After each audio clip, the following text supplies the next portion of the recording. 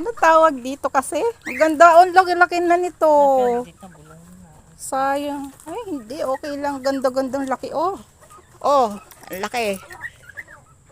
Ayan, oh. Ang laki. Grabe. Sana magkaroon ako ng ganito. Pero kailan pa. Ang gaganda. Oh, bigyan mo ako. Eto si Angel. Pagkita mo naman. Hi, Angel. Oh, di ba guwapo? Oh. Opa. Oh, dito pa tayo sa side. Kasi ito yung talagang gusto ko. Yung malalaki ba? O, mga monstera. Itong gusto ko. Kailan kaya ako magkaka-monstera? Ay, nako. Siguro pag yumaman na ako, tsaka na. Or, kung makakahingi ako, pwede rin. Ayan, lalaki ng...